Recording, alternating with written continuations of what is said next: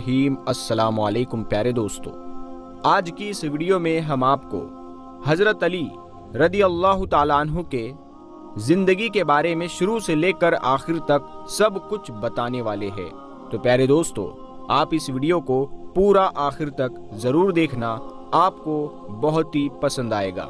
शाह मर्दा शेर यज़दा कुव्वते परवरदिगार, ला फता इल्ला अली ला सैफ इल्ला जुल्फ़िकार। हजरत अली रदी अल्लाह ताला अन्हु की कुन्नियत अबू तुराब और अबुल हसन, जबकि लक़ब हैदर और शेर खुदा था। आपके वालिद का नाम अबू तालिब और वालिदा का नाम फातिमा बिनते असद था। हजरत फातिमा बिनते असद अबू तालिब के चचा की बेटी थी।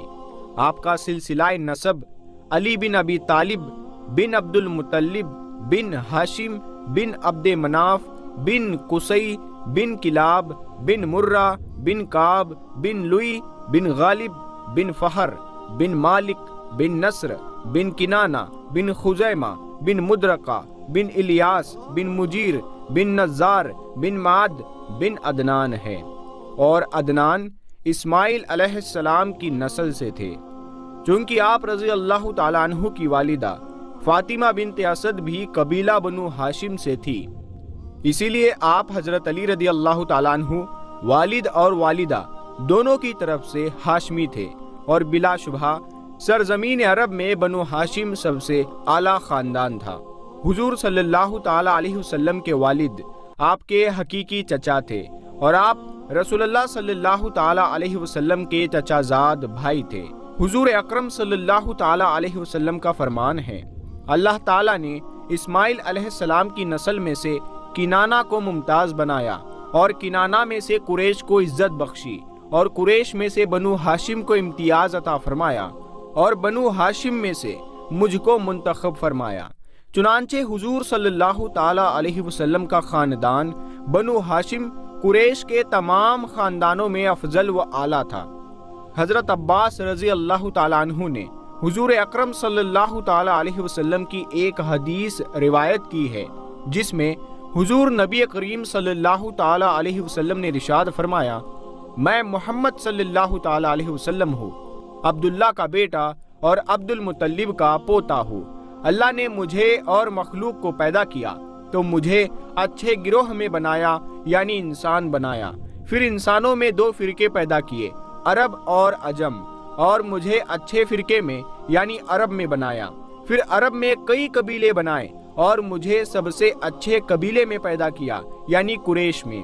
फिर कुरैश में कई खानदान बनाए और मुझे सबसे अच्छे खानदान में पैदा किया, यानी बनी हाशिम में। तो जाती तौर पर मैं सबसे अच्छा हूँ और खानदान में भी सबसे अच्छा हूँ। जिस खानदान बनु हाशिम को रसूलुल्लाह सल्लल्लाहु ताला अलैहि वसल्लम ने सबसे अच्छा खानदान करार दिया, हजरत अली रजी अल्लाह ताला अन्हु उसी खानदान के चश्म व चिराग थे। हजरत अली के खानदान को कबीला कुरैश में बेहद इज्जत व अजमत हासिल थी, क्योंकि खाना काबा की खिदमत और उसका इंतजाम और एहतिमाम बनु हाशिम के जिम्मा था। और इस अजीम शर्फ के सबब इस खानदान को तमाम अरब दुनिया में मजहबी बालादस्ती और इम्तियाज हासिल था। हजरत अली मक्का मुअज्जमा में पैदा हुए और ये सआदत इस्लाम में किसी दूसरे को हासिल नहीं हुई। आपके वालिद अबू तालिब मक्का के एक बाहैसियत बुजुर्ग थे। हुजूर सल्लल्लाहु ताला अलैहि वसल्लम ने उन्हीं की आगोश शफक्कत में परवरिश पाई थी और शर्फ़े नबूवत हासिल होने के बाद उन्हीं की हिमायत से मक्का के कुफरिस्तान में दावत हक यानी दावत इस्लाम का ऐलान किया। अबू तालिब हर मौके पर आप सल्लल्लाहु ताला अलैहि वसल्लम के मुहाफिज व मददगार रहे और आप सल्लल्लाहु ताला अलैहि वसल्लम की वालिदा हजरत फातिमा बिनते असद ने भी हजरत बीबी आमिना की वफात के बाद माँ की तरह हमारे प्यारे आका हुजूर सल्लल्लाहु ताला अलैहि वसल्लम की शफक़त व मोहब्बत से परवरिश की। हजरत फातिमा बिनते असद मुसलमान हुई और हिजरत के बाद मदीना में उनका इंतकाल हुआ तो रसूलुल्लाह सल्लल्लाहु ताला अलैहि वसल्लम ने कफन में उन्हें अपनी कमीज मुबारक पहनाई और उनकी कब्र में लेट कर उसे मुतबर्रक किया। लोगों ने हुजूर सल्लल्लाहु ताला अलैहि वसल्लम की इस इनायत की वजह दरियाफ्त की तो हुजूर सल्लल्लाहु ताला अलैहि वसल्लम ने फरमाया کہ میں ابو طالب کے بعد سب سے زیادہ اسی نیک سیرت خاتون کا احسان مند ہوں۔ حضرت علی رضی اللہ تعالیٰ عنہ کے والد ابو طالب بہت زیادہ بال بچوں والے تھے۔ وہ معاشی تنگی سے نہایت پریشان تھے۔ قحط اور خشک سالی یعنی سوکھے نے اس مصیبت میں اور بھی اضافہ کر دیا، تو حضور اکرم صلی اللہ تعالی علیہ وسلم نے اپنے محبوب چچا کی معاشی پریشانی سے متاثر ہو کر حضرت عباس رضی اللہ تعالیٰ عنہ سے فرمایا کہ ہمیں اس مصیبت و پریشانی میں چچا کا ہاتھ بٹانا چاہیے۔ چنانچہ حضرت عباس رضی اللہ تعالیٰ عنہ نے حضرت جعفر بن ابو طالب کی کفالت اپنے ذمہ لی، اور حضور صلی اللہ تعالیٰ علیہ وسلم نے حضرت علی رضی اللہ تعالیٰ عنہ کی کفالت اپنے ذمہ لے لی۔ اس وقت سے حضرت علی رضی اللہ تعالیٰ عنہ مستقل حضور صلی اللہ تعالیٰ علیہ وسلم کے ساتھ میں رہے۔ اس طرح حضرت علی رضی اللہ تعالیٰ عنہ نے رسول اللہ صلی اللہ تعالیٰ علیہ وسلم کی آغوش شفقت میں تربیت پائی، اور حضور صلی اللہ تعالیٰ علیہ وسلم کی وفات تک آپ صلی اللہ تعالیٰ علیہ وسلم کے ساتھ رہے۔ وہ شخص کتنا خوش نصیب اور عظیم مرتبہ کے ہوں گے جس کی پرورش اور تربیت اللہ کے رسول رحمت دو عالم حضرت محمد مصطفیٰ صلی اللہ تعالیٰ علیہ وسلم نے فرمائی۔ کیا اس جیسا کوئی ہو سکتا ہے؟ پیارے دوستو، حضرت علی رضی اللہ تعالیٰ عنہ کی عمر ابھی 10 سال کی تھی کہ حضور صلی اللہ تعالیٰ علیہ وسلم کو اللہ تعالیٰ کی طرف سے نبوت حاصل ہوئی۔ چونکہ حضرت علی رضی اللہ تعالیٰ عنہ آپ صلی اللہ تعالیٰ علیہ وسلم کے ساتھ ہی رہتے تھے، اسی لیے ان کو اسلام کے مذہبی مناظر سب سے پہلے نظر آئے۔ ایک روز آپ رضی اللہ تعالیٰ عنہ نے حضور صلی اللہ تعالیٰ علیہ وسلم اور حضرت ختیجہ رضی اللہ تعالیٰ عنہ کو عبادت میں مصروف پایا، تو حیرت کے ساتھ پوچھا کہ آپ دونوں کیا کر رہے تھے؟ حضور صلی اللہ تعالیٰ علیہ وسلم نے یہ فرمایا کہ مجھے نبوت کا شرف حاصل ہوا ہے۔ آپ صلی اللہ تعالیٰ علیہ وسلم نے حضرت علی کو اسلام کی دعوت دی، اور حضرت علی رضی اللہ تعالیٰ عنہ نے فوراً اسلام قبول کر لیا۔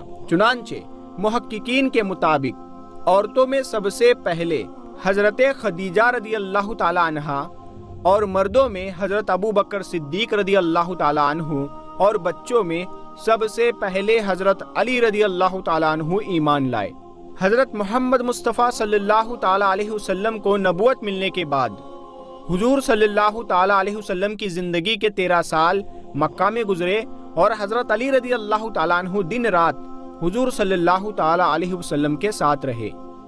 حضور صلی اللہ تعالیٰ علیہ وسلم کفار قریش سے چھپ چھپ کر اللہ تعالیٰ کی عبادت کرتے، اور حضرت علی رضی اللہ تعالیٰ عنہ بھی آپ صلی اللہ تعالیٰ علیہ وسلم کے ساتھ میں عبادت میں شریک ہوتے۔ حج کے دنوں میں جب عرب کے قبائل مکہ آتے تو حضور اکرم صلی اللہ تعالیٰ علیہ وسلم حضرت ابو بکر صدیق رضی اللہ تعالیٰ عنہ کے ساتھ ان لوگوں کے پاس تشریف لے جاتے اور اسلام کی تبلیغ فرماتے۔ حضرت علی رضی اللہ تعالیٰ عنہ بھی آپ صلی اللہ تعالیٰ علیہ وسلم کے ساتھ ہوتے تھے۔ کبھی کبھی تو حضرت علی رضی اللہ تعالیٰ عنہ رسول اللہ صلی اللہ تعالیٰ علیہ وسلم کے ساتھ خانہ کعبہ تشریف لے جاتے اور بتوں کو توڑ پھوڑ کر عیب دار کر دیتے تھے۔ نبوت کے پہلے 3 سال حضور اکرم صلی اللہ تعالیٰ علیہ وسلم پوشیدہ طور پر تبلیغ فرماتے رہے۔ چوتھے سال اللہ تعالیٰ نے آپ صلی اللہ تعالیٰ علیہ وسلم کو اعلانیہ تبلیغ کرنے کا حکم فرمایا۔ فرمان الہی تھا کہ سب سے پہلے قریبی رشتہ داروں میں تبلیغ فرمائے۔ چنانچہ حضور صلی اللہ تعالیٰ علیہ وسلم نے کوہ صفا پر چڑھ کر مکہ کے قریش اور خاندان بنو ہاشم کے سامنے اسلام کی تبلیغ فرمائی اور انہیں اسلام کی دعوت دی، لیکن بت پرستوں پر آپ صلی اللہ تعالیٰ علیہ وسلم کی تبلیغ حق کا کوئی اثر نہ ہوا۔ تب ایک دن آپ صلی اللہ تعالیٰ علیہ وسلم نے اپنے خاندان میں دوبارہ تبلیغ اسلام کی کوشش فرمائی اور حضرت علی رضی اللہ تعالیٰ عنہ کو دعوت کا انتظام کرنے کی ہدایت فرمائی۔ حضرت علی کی عمر اس وقت بمشکل 14-15 برس تھی، لیکن انہوں نے اتنی کم عمری کے باوجود کھانے پینے کا نہایت عمدہ انتظام کیا۔ دسترخوان پر بکرے کا گوشت اور دودھ تھا، اور دعوت میں خاندان کے تھے، ان میں حضرت حمزہ، حضرت عباس، ابو لہب اور ابو طالب بھی تھے۔ جب لوگ کھانے سے فارغ ہوئے تو حضور صلی اللہ تعالی علیہ وسلم نے ان کے سامنے اسلام کی تبلیغ کرتے ہوئے فرمایا، یعنی بنی عبد المطلب، اللہ کی قسم میں تمہارے سامنے دنیا و آخرت کی بہترین نعمت اسلام پیش کرتا ہوں، بولو تم میں سے کون اس شرط پر میرا ساتھ دیتا ہے کہ وہ میرا معاون و مددگار ہوگا۔ آپ صلی اللہ تعالی علیہ وسلم کے سوال کے جواب میں سب لوگ چپ رہے، صرف حضرت علی رضی اللہ تعالیٰ عنہ کی آواز بلند ہوئی، اگرچہ میں عمر میں سب سے چھوٹا ہوں اور میں آنکھ کی بیماری میں مبتلا ہوں اور میری ٹانگیں پتلی ہے، پھر بھی میں آپ صلی اللہ تعالی علیہ وسلم کا مددگار اور دست و بازو بنوں گا۔ حضور صلی اللہ تعالی علیہ وسلم نے فرمایا کہ اچھا تم بیٹھ جاؤ۔ آپ صلی اللہ تعالی علیہ وسلم نے دوبارہ دوسرے لوگوں سے خطاب فرمایا اور سوال کیا، لیکن کسی نے جواب نہ دیا۔ حضرت علی رضی اللہ تعالیٰ عنہ دوبارہ اٹھے اور حضور صلی اللہ تعالی علیہ وسلم نے اس بار بھی انہیں بٹھا دیا۔ پھر آپ صلی اللہ تعالی علیہ وسلم نے تیسری بار خطاب فرمایا اور اس دفعہ بھی کسی نے یہ بھاری ذمہ داری قبول نہ کی۔ اس مرتبہ پھر حضرت علی رضی اللہ تعالیٰ عنہ نے بڑی جرت کے ساتھ پہلے والے الفاظ دہرائے کہ میں آپ صلی اللہ تعالی علیہ وسلم کا مددگار اور دست و بازو بنوں گا۔ حضور اکرم صلی اللہ تعالی علیہ وسلم نے فرمایا، بیٹھ جاؤ، تم میرے بھائی اور میرے ولی، میرے وارث ہو۔ اس طرح رسول اللہ صلی اللہ تعالی علیہ وسلم نے بنو ہاشم کے 40 سرکردہ افراد کے سامنے حضرت علی رضی اللہ تعالیٰ عنہ کو اپنا وارث مقرر فرمایا اور اپنے خاندان کو اس بات سے آگاہ فرما دیا کہ حضرت علی میرا بھائی ہی نہیں بلکہ وارث بھی ہے۔ پیارے دوستو، ایک مرتبہ کفار قریش نے منصوبہ بنایا کہ ہر قبیلے کا ایک ایک آدمی چھپ کر حضور صلی اللہ تعالی علیہ وسلم کی گھات میں رہے اور جب بھی موقع ملے حضور صلی اللہ تعالی علیہ وسلم کو قتل کر ڈالے۔ اللہ تعالیٰ نے حضرت جبرائیل علیہ السلام کے ذریعے حضور صلی اللہ تعالی علیہ وسلم کو کفار کے منصوبہ کی اطلاع دی اور حضور صلی اللہ تعالی علیہ وسلم کو مدینہ کی طرف ہجرت کرنے کا حکم فرمایا۔ چنانچہ حضور صلی اللہ تعالی علیہ وسلم نے حضرت ابو بکر صدیق رضی اللہ تعالیٰ عنہ کے ساتھ ہجرت کرنے کا ارادہ فرمایا۔ کفار مکہ کے منتخب افراد نے آپ صلی اللہ تعالی علیہ وسلم کے گھر کا محاصرہ کر لیا تو حضرت علی رضی اللہ تعالیٰ عنہ نے حضور صلی اللہ تعالی علیہ وسلم سے عرض کیا، یا رسول اللہ، آج کیا بات ہے؟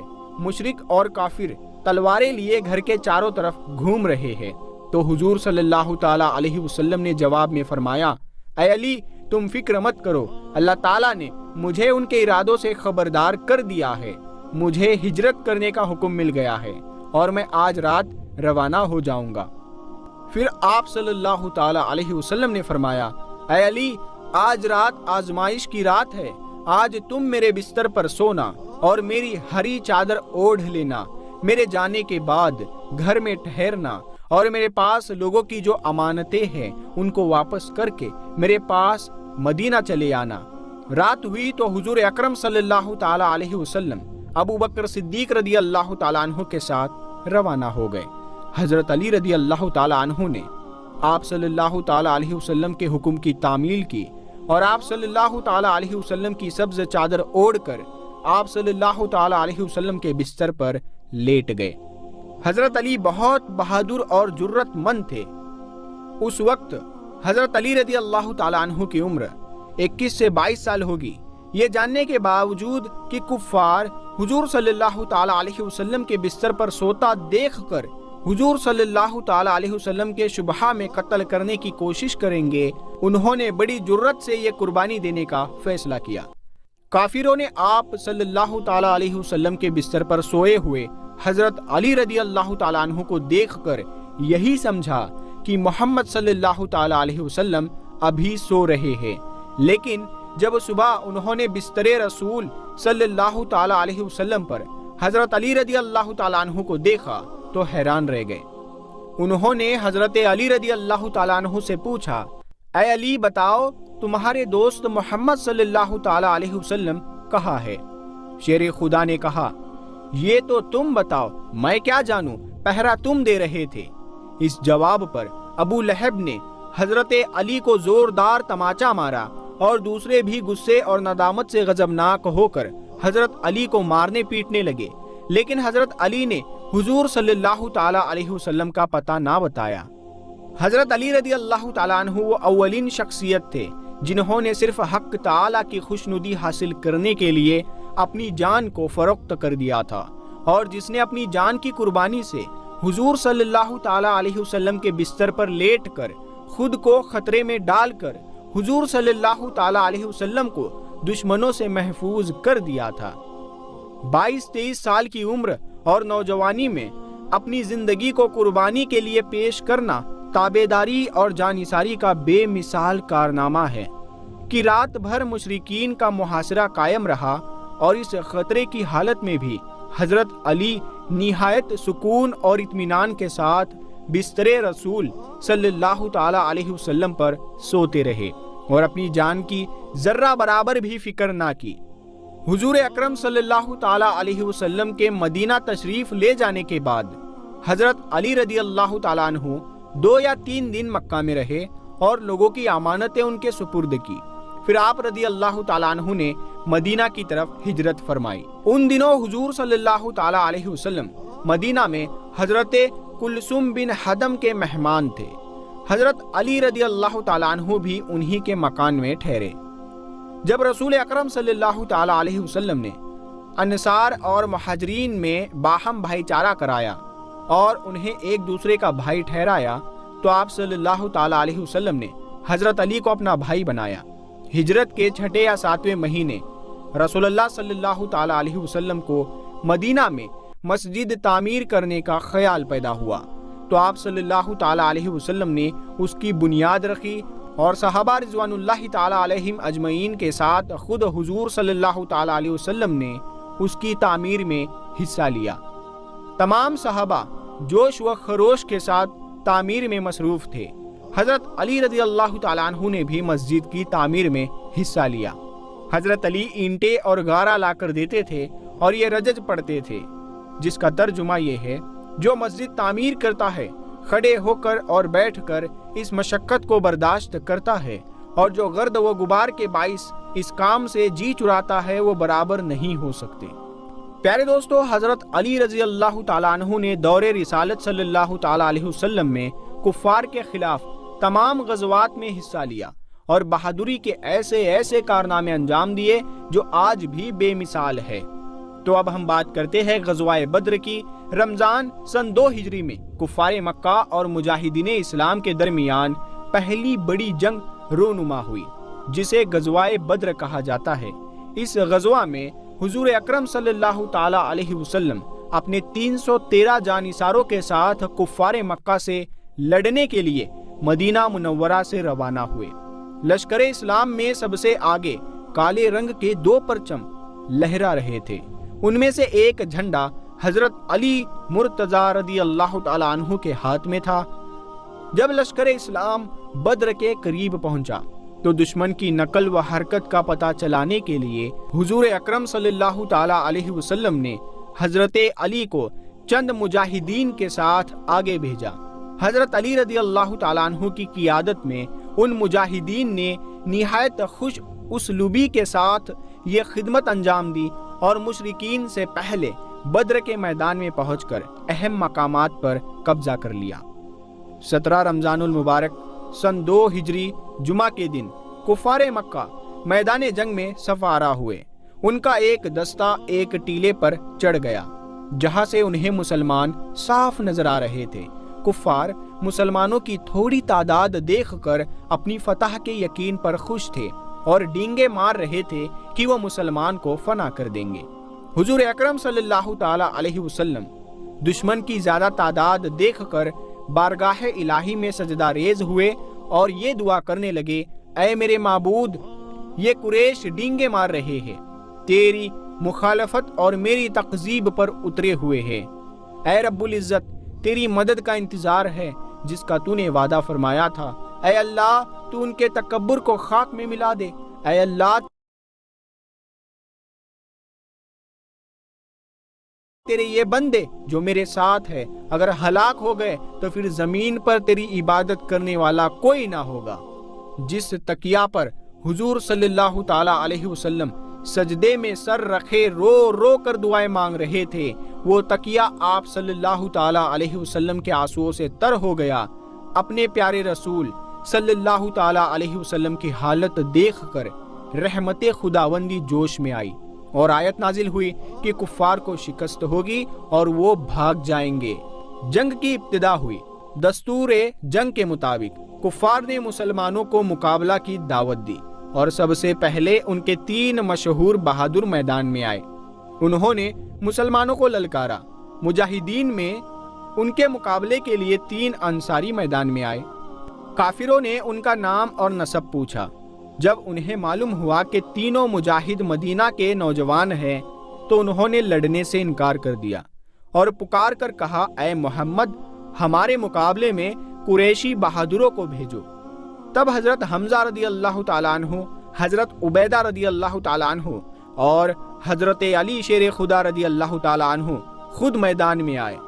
کفار مکہ کے بہادر عتبہ، شیبہ اور ولید تھے۔ ولید بڑا تجربہ کار جنگجو تھا۔ اس کے مقابلے میں حضرت علی بالکل نو عمر تھے۔ ولید پوری قوت اور جوش و خروش سے حضرت علی پر حملہ کرنے لگا۔ حضرت علی نے ولید کا وار روکتے ہوئے اللہ کا نام لے کر تلوار کا ایسا بھرپور وار کیا کہ تلوار ولید کی ڈھال کو کاٹتی ہوئی اس کے سر کی فولادی ٹوپی پر پڑی، لیکن ولید بچ گیا۔ حضرت علی کا وار دیکھ کر ولید بہت حیران ہوا۔ ابھی اس کی حیرت دور نہ ہوئی تھی کہ شیر خدا حضرت علی نے دوسرا وار کر دیا اور ولید کی گردن سے سر کٹ کر زمین پر آ گرا اور اس کی لاش زمین پر تڑپنے لگی۔ حضرت حمزہ رضی اللہ تعالیٰ عنہ نے عتبہ کو قتل کیا۔ حضرت عبیدہ کو تیسرے کافر شیبہ کے مقابلے میں کچھ دیر لگی اور حضرت عبیدہ رضی اللہ تعالیٰ عنہ سخت زخمی ہو گئے۔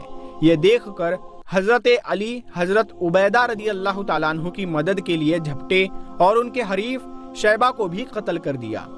اپنے کئی بہادروں کے مارے جانے پر مشرکین مکہ نے غصے میں آ کر عام حملہ کر دیا۔ یہ دیکھ کر مجاہدین اسلام نے نعرہ تکبیر بلند کیا اور کفار کی صفوں میں گھس گئے۔ اس طرح عام جنگ شروع ہو گئی۔ شیر خدا حضرت علی رضی اللہ تعالیٰ عنہ نے کفار کی صفیں الٹ دی۔ یاد رکھنا دوستو، مسلمان صرف 313 تھے اور سامنے ہزاروں کا لشکر تھا۔ شیر خدا حضرت علی نے کفار کی صفیں الٹ دی اور ذوالفقار حیدری، حضرت علی کی تلوار جس کا نام ہے ذوالفقار، وہ بجلی کی طرح چمک کر اسلام کے دشمنوں کو کاٹنا شروع کر دی۔ کفار قریش کے پاؤں اکھڑ گئے اور مسلمانوں کو فتح ہوئی۔ قریش کے 70 آدمی قتل ہوئے، جن میں سے اکثر اپنی قوم یا قبیلہ کے سردار تھے۔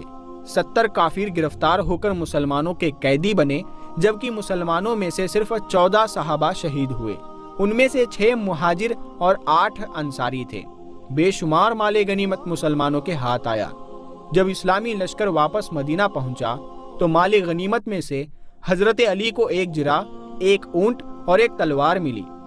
غزوہ بدر کے بعد اسی سال سن 2 ہجری میں حضور نبی کریم صلی اللہ تعالی علیہ وسلم نے حضرت علی کو اپنی دامادی کا شرف بخشا اور اپنی محبوب ترین بیٹی فاطمہ الزہرا سلام اللہ علیہا سے حضرت علی کا نکاح کر دیا۔ اس سے پہلے فاطمہ رضی اللہ تعالی عنہا سے نکاح کی درخواست حضرت ابوبکر صدیق اور ان کے بعد حضرت عمر فاروق نے کی تھی، لیکن حضور صلی اللہ تعالی علیہ وسلم نے انہیں کوئی جواب نہ دیا۔ اس کے بعد حضرت علی رضی اللہ تعالیٰ عنہ نے نکاح کی خواہش ظاہر کی۔ حضور صلی اللہ تعالیٰ علیہ وسلم نے ان سے پوچھا کہ تمہارے پاس مہر کا حق ادا کرنے کے لیے کچھ ہے؟ تو حضرت علی رضی اللہ تعالیٰ عنہ نے بتایا کہ 1 گھوڑا اور 1 جرح ہے اور اس کے علاوہ کچھ نہیں ہے۔ حضور صلی اللہ تعالیٰ علیہ وسلم نے فرمایا کہ گھوڑا تو لڑائی کے لیے ہے، البتہ جرح فروخت کر دو۔ حضرت علی رضی اللہ تعالیٰ عنہ نے اپنی جرح حضرت عثمان غنی رضی اللہ تعالیٰ عنہ کے ہاتھ 480 درہم میں فروخت کی اور قیمت لا کر حضور صلی اللہ تعالیٰ علیہ وسلم کی خدمت میں پیش کر دی۔ حضور صلی اللہ تعالیٰ علیہ وسلم نے وہ رقم حضرت بلال رضی اللہ تعالیٰ عنہ کو دے کر حکم فرمایا کہ بازار سے عطر وغیرہ خرید لائے۔ پھر حضور صلی اللہ تعالیٰ علیہ وسلم نے خود حضرت علی اور حضرت فاطمہ کا نکاح پڑھایا اور دونوں پر وضو کا پانی چھڑک کر ان کے لیے خیر و برکت کی دعا فرمائی۔ نکاح کے تقریباً 10-11 ماہ بعد حضرت فاطمہ کی باقاعدہ رخصتی ہوئی۔ اس وقت تک حضرت علی حضور صلی اللہ تعالیٰ علیہ وسلم کے ساتھ ایک ہی گھر میں رہتے تھے۔ جب رخصتی کا وقت آیا تو حضور صلی اللہ تعالیٰ علیہ وسلم نے حضرت علی رضی اللہ تعالیٰ عنہ سے فرمایا کہ ایک مکان کرائے پر لے لو۔ چنانچہ حضرت علی کو حارث بن نعمان کا مکان ملا اور حضرت علی ملکہ جنت حضرت فاطمہ کو رخصت کرا کے اس مکان میں لے آئے۔ اس طرح علی رضی اللہ تعالیٰ عنہ اور حضرت فاطمہ سلام اللہ علیہا حضور صلی اللہ تعالیٰ علیہ وسلم سے الگ رہنے لگے۔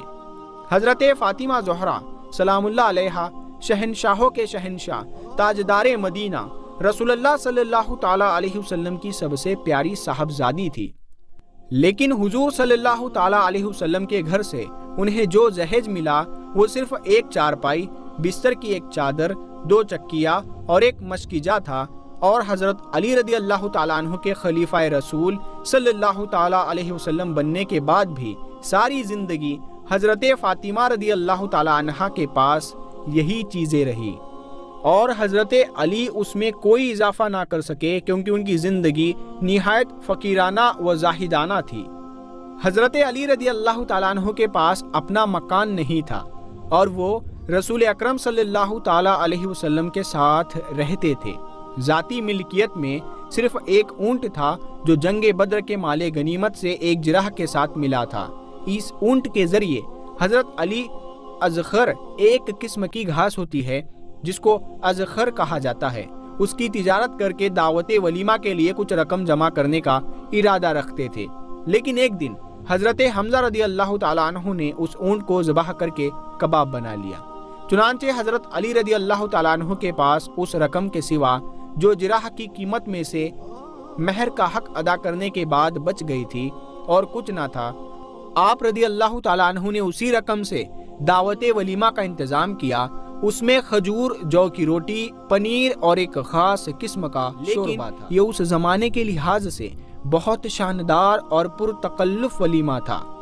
حضرت آسمہ بنت حضرت ابو بکر صدیق رضی اللہ تعالیٰ عنہ کا بیان ہے کہ اس زمانے میں اس سے بہتر ولیمہ نہیں ہوا۔ پیارے دوستو، غزوہ احد سن 3 ہجری میں پیش آیا۔ بدر میں کفار مکہ کو ذلت آمیز شکست ہوئی۔ اس کا بدلہ لینے کے لیے انہوں نے نئے سرے سے جنگ کی تیاریاں شروع کی۔ ابو سفیان کی بیوی ہندہ کا باپ اور بھائی مارے گئے تھے۔ رسول اللہ صلی اللہ تعالیٰ علیہ وسلم اور اسلام کا سب سے بڑا دشمن ابو جہل بھی بدر کی جنگ میں قتل ہوا تھا۔ مکہ کے قریش انتقام کی آگ میں جل رہے تھے۔ ولید اور عتبہ ابو سفیان کی بیوی کے باپ اور بھائی تھے۔ ولید کو حضرت علی رضی اللہ تعالیٰ عنہ اور عتبہ کو حضرت حمزہ رضی اللہ تعالیٰ عنہ رسول اللہ صلی اللہ تعالیٰ علیہ وسلم کے جو چچا ہے انہوں نے ہلاک کیا تھا۔ چنانچہ ہندہ کفار میں انتقام کی آگ بھڑکانے کے لیے چند شعروں سے اپنے باپ اور بھائی کے غم میں مرثیہ اور نوحے لکھوائے۔ وہ دن رات نوحے پڑھتی اور روتی تھی۔ اس نے کپڑے بدلنا اور شرنگار کرنا بھی چھوڑ دیا تھا۔ اس کی حالت غم دیکھ کر ابو سفیان کا بھی مسلمانوں کے خلاف غم و غصہ بڑھتا رہتا تھا۔ ہندہ نے قسم کھائی تھی کہ جب تک حضرت حمزہ رضی اللہ تعالیٰ عنہ کا کلیجہ اپنے دانتوں سے نہ چبا لوں گی کبھی آرام نہیں کروں گی۔ وہ روزانہ رو رو کر مکہ کے قریش اور اپنے شوہر ابو سفیان کو مسلمانوں سے انتقام لینے پر ابھارتی اور انہیں جوش دلاتی رہتی تھی۔ کفار مکہ مسلمانوں سے بدر کی شکست اور اپنے آدمیوں کے قتل کا انتقام لینے کے لیے سال بھر تیاریاں کرتے رہے۔ اس جنگ کے لیے مکہ کے قریش نے چندہ جمع کیا۔ ابو سفیان نے اپنی طرف سے 50,000 مسکات سونا اور 1000 اونٹ اس جنگ کے لیے بطور چندہ دان دیے۔ مکہ کے آس پاس کے قبائل بھی پورے ساز و سامان کے ساتھ کفار کے لشکر میں شامل ہوئے۔ کفار عظیم الشان لشکر 5 شوال سن 3 ہجری کو مکہ سے روانہ ہوا۔ अबू सुफियान की बीवी हिंदा ने नौजवान औरतों और लड़कियों को भी जंग में जाने पर आमादा किया था। जंगे बद्र में कत्ल होने वाले सरदारों की बीवियों को भी लश्कर में शामिल कर लिया गया था, ताकि उनकी बदहवासी, दीवानगी, मुसलमानों से नफरत और गुस्सा सिपाहियों में इंतकाम की आग को और भड़काए। लश्कर कुफार में 3000 जंगजू थे।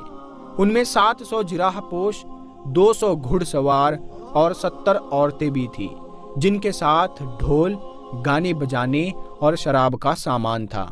उन दिनों हजरत अब्बास रदी अल्लाह ताला अन्हु मक्का में ही थे। उन्होंने खत के जरिए हुजूर सल्लल्लाहु ताला अलैहि वसल्लम को कुफ्फार की रवानगी की इत्तला कर दी। चुनांचे मुसलमान भी जंग की तैयारियां करने लगे। कुफ्फारे मक्का का लश्कर पूरे जोश व खरोश के साथ मदीना की तरफ बढ़ रहा था। लश्कर में शामिल बड़े बड़े सरदारों की नौजवान बेटियां हाथों में डफ लिए गाती हुई लश्कर का जोश बढ़ा रही थी। वो कह रही थी कि बद्र में जो लोग मुसलमानों के हाथों मारे गए वो बहादुर थे। आज मक्का के बहादुर उनका इंतकाम लेने जा रहे हैं। ये शेरों का लश्कर है। ये उस वक्त तक लड़ेंगे जब तक एक भी मुसलमान जिंदा है। अगर ये मुसलमानों को मिटाकर वापस आएंगे तो हम उन्हें गले लगाएंगे। अगर ये मैदान जंग से भाग आए तो उनसे नफरत करेंगे। रसूलुल्लाह सल्लल्लाहु ताला अलैहि वसल्लम 14 शव्वाल जुमा के दिन लश्कर इस्लाम को लेकर मदीना से रवाना हुए। जब मुजाहिदीन का लश्कर उहुद पहाड़ के दामन में पहुंचा तो कुरैश का लश्कर वहां 2 दिन पहले ही पहुंचकर खेमा गाड़ चुका था। हुजूर सल्लल्लाहु ताला अलैहि वसल्लम ने उहुद पहाड़ को पीछे की तरफ लेकर मुजाहिदीन की सफबंदी की। मशरिक की तरफ कोहे ऐनैन था, जिसमें एक दर्रा था और उधर से कुफ्फार घुसकर अंदर आ सकते थे। चुनांचे हुजूर सल्लल्लाहु ताला अलैहि वसल्लम ने 50 तीर अंदाजों का एक दस्ता उस दर्रे की हिफाजत के लिए मुकर्रर फरमाया और उन्हें हुक्म फरमाया कि जंग का नक्शा ख्वाह कुछ भी हो, चाहे कुछ भी हो, वो लोग आखिरी वक्त तक वहीं पर जमे रहेंगे और किसी भी हालत में अपनी जगह से नहीं हटेंगे। प्यारे दोस्तों, अब दिन आता है 15 शव्वाल सन 3 हिजरी हफ्ता के दिन। सुबह सवेरे दोनों लश्कर मैदान में सफारा हुए।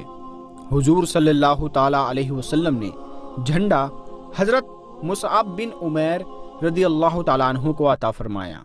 कुफार के लश्कर के सरदार अबू सुफियान ने अपने लश्कर का झंडा अबू सईद बिन अबू तलहा को दिया। कुरैश की औरतें और नौजवान लड़कियां कुफार में जोश पैदा करने के लिए दफ बजाने और गाने लगी। दोनों लश्करों में जंग का आगाज एक एक सिपाही के मुकाबले से हुआ। कुफार के कई बहादुर बारी बारी मैदान में आए और मुसलमान बहादुरों के हाथों कत्ल हुए। फिर लश्कर कुफार का झंडा बरदार अबू तलहा मैदान में आया। उसने मुसलमानों के सामने पहुंचकर बड़े तंजिया अंदाज में मुसलमानों को ललकारा और कहा, मैं कुरैश का अलम बरदार हूँ। तुम कहते हो कि तुम्हारी तलवारें हमें दोजख में भेजती है और हमारी तलवारें तुम्हें जन्नत में। है कोई जो मेरा मुकाबला करे? जिस मुसलमान को जन्नत में जाना हो वो मेरे सामने आए। उसकी तंजिया बातें सुनकर हजरत अली शेर खुदा मैदान में आए। उन्होंने आते ही तलवार का एक ऐसा भरपूर वार किया कि अबू तलहा शदीद जख्मी होकर जमीन पर आ गिरा और बदहवासी के आलम में नंगा हो गया।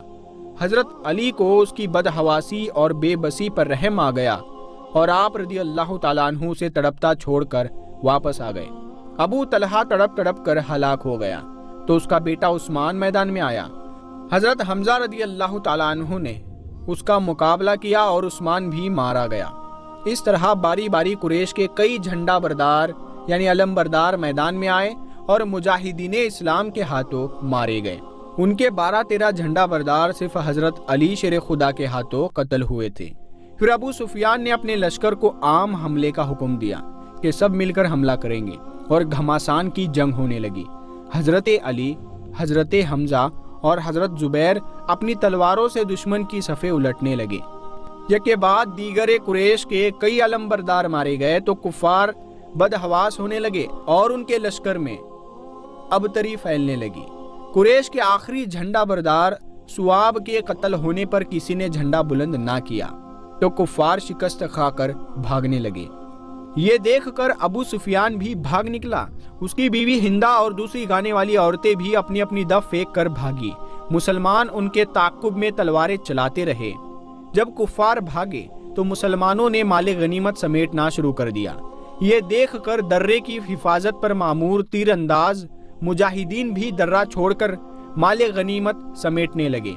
यानी जो वो 50 तीरंदाज थे जिनको पहाड़ के ऊपर खड़ा किया था, तो वो भी लोग पहाड़ से नीचे उतरने लगे ताकि माले गनीमत समेट सके। तो कुफ्फार के एक सालार जिनका नाम खालिद बिन वलीद, जो उस वक्त तक अभी मुसलमान नहीं हुए थे, उन्होंने दर्रे को खाली पाया तो अपने 100 आदमियों को इकट्ठा किया और लंबा चक्कर काटकर पीछे से उस दर्रे में दाखिल हो गए। उन काफिरों ने पीछे की तरफ से मुसलमानों पर हमला किया। दर्रे में अब सिर्फ 10-12 तीरंदाज मुजाहिदीन थे जो शहीद हो गए और काफिरों ने नीचे आकर हुजूर सल्लल्लाहु ताला अलैहि वसल्लम के चारों तरफ मौजूद मुसलमानों पर हमला कर दिया। कुफ्फार के ताक़ुब में जाने वाले मुसलमानों के पांव उखड़ गए। साबित कदम रहने वालों में हजरत अली, हजरत उमर और हजरत अबू बकर जैसी हस्तियां थी। अकरमा बिन अबू जहल ने मुसलमानों को वापस जाते देखा तो उसने अपने साथियों को पुकार कर रोका और उनके साथ मुसलमानों के ताक़ुब में दौड़ पड़ा।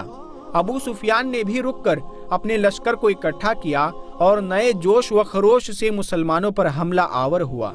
इस तरह मुसलमान दोनों तरफ से कुफ्फार के घेरे में आ गए और अफरा तफरी में किसी को किसी का होश ना रहा। बाज मुसलमान बदहवास होकर मदीना की तरफ भागे और बाज पत्थरों और चट्टानों के पीछे छुप गए। हुजूर सल्लल्लाहु ताला अलैहि वसल्लम के चारों तरफ जो सहाबा मौजूद थे, उन्होंने हुजूर सल्लल्लाहु ताला अलैहि वसल्लम पर अपनी जानें कुर्बान कर दी। इसी तरह चंद मुसलमानों की गलती के नतीजे में 70 सहाबा कुफ्फार के हमले में शहीद हो गए। कुफ्फार के हमले में रसूलुल्लाह सल्लल्लाहु ताला अलैहि वसल्लम के सरे मुबारक पर एक पत्थर इस जोर आकर लगा कि आप सल्लल्लाहु ताला अलैहि वसल्लम बेहोश होकर एक खंदक में गिर पड़े। आप सल्लल्लाहु ताला अलैहि वसल्लम के 4 दांत शहीद हुए और चेहरा मुबारक भी जख्मी हुआ।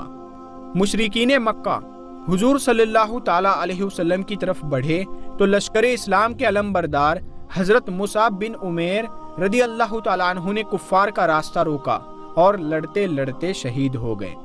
हजरत मुसाब बिन उमेर रदी अल्लाह ताला अन्हु शहीद होने पर शेर खुदा हजरत अली अल मुर्तज़ा रदी अल्लाह ताला अन्हु ने बढ़कर अलम संभाला और कुफ्फार को हुजूर सल्लल्लाहु ताला अलैहि वसल्लम की तरफ बढ़ने से रोकने के लिए बेजिगरी के साथ तलवार चलाने लगे।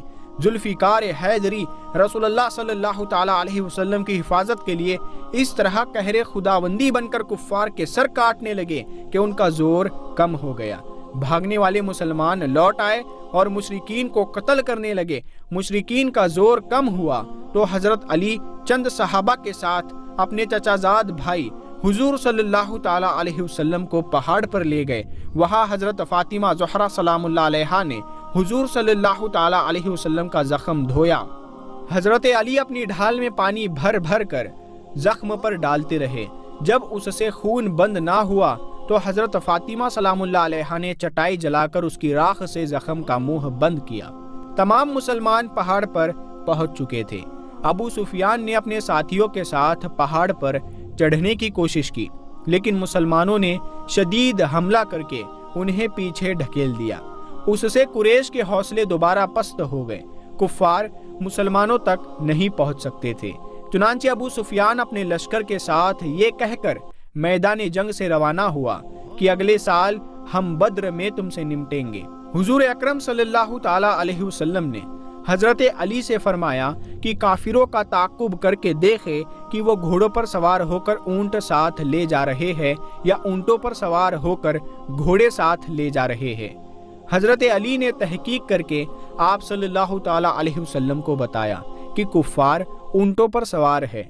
आप सल्लल्लाहु ताला अलैहि वसल्लम समझ गए कि उनका रुख मक्का की तरफ है, मदीना की तरफ नहीं। आप सल्लल्लाहु ताला अलैहि वसल्लम ने पहाड़ से उतरकर صحابہ کرام کے ساتھ شہیدوں کی تدفین فرمائی۔ مدینہ میں آباد یہودی قبیلہ بنو نذیر نے مسلمانوں سے معاہدہ کیا تھا کہ وہ مدینہ پر حملہ ہونے کی صورت میں مسلمانوں کا ساتھ دیں گے، لیکن جنگ بدر میں بنو نذیر اپنے وعدے سے پھر گئے۔ انہوں نے مسلمانوں کا ساتھ نہیں دیا شروع کی۔ یہودیوں کے سردار مکہ گئے اور کفار قریش کو مسلمانوں کے خلاف جنگ پر ابھارا۔ انہوں نے قریش کی مدد کا وعدہ کیا اور جنگ کے اخراجات کے لیے چندہ دیا۔ نتیجے میں 10,000 کفار کا خونخوار لشکر مدینہ پر حملہ کرنے کے لیے تیار ہو گیا۔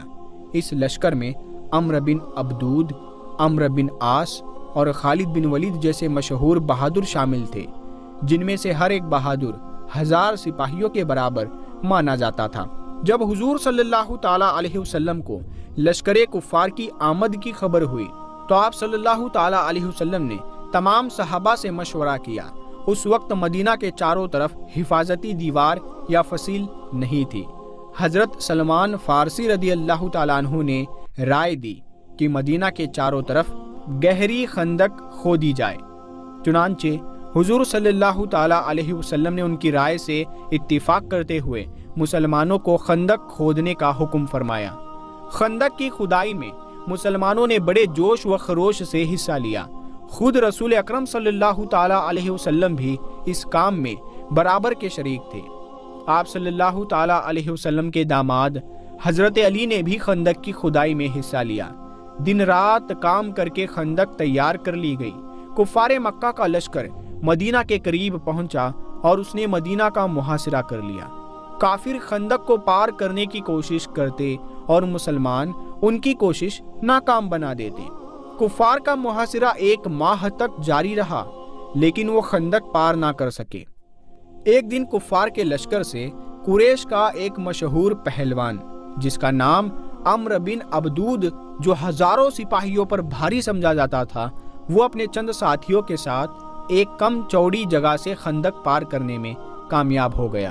اس نے آتے ہی مسلمانوں کو مقابلے کے لیے للکارا۔ جواب میں حضرت علی اس کے مقابلے کے لیے آگے بڑھے۔ حضرت علی کو دیکھ کر عمرو ہنسا اور طنزیہ لہجے میں بولا، مجھے یہ توقع نہ تھی کہ اس آسمان کے نیچے کوئی میرا بھی مقابلہ کرے گا۔ تم کون ہو؟ حضرت علی نے جواب میں فرمایا، میں علی ابن ابی طالب ہوں۔ عمرو بن عبدود نے کہا، میں تمہیں قتل نہیں کرنا چاہتا۔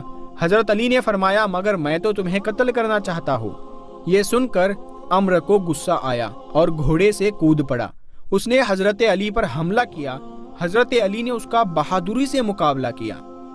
جب عمرو نے شیر خدا حضرت علی کا طریقہ جنگ دیکھا تو اس کا غرور جاتا رہا۔ حضرت علی نے جوش میں آ کر اس پر تلوار کا وار کیا اور ذوالفقار حیدری عمرو کی ڈھال کو کاٹتی ہوئی اور شہ رگ کو کاٹتی ہوئی نیچے اتر گئی۔ عمرو کے منہ سے کربناک چیخ خارج ہوئی اور وہ نیچے گر کر جہنم پہنچ گیا۔ اس کے قتل ہوتے ہی اس کے باقی ساتھی بھاگ گئے۔ حضور اکرم صلی اللہ تعالی علیہ وسلم حضرت علی کے اس کارنامے سے بہت خوش ہوئے۔ آپ صلی اللہ تعالی علیہ وسلم نے آگے بڑھ کر حضرت علی کو پیشانی پر بوسہ دیا اور سینے سے لگایا۔ ابو سفیان اپنے چند سرداروں کے ساتھ خندق کے کنارے کھڑا عمرو اور حضرت علی کا مقابلہ دیکھ رہا تھا۔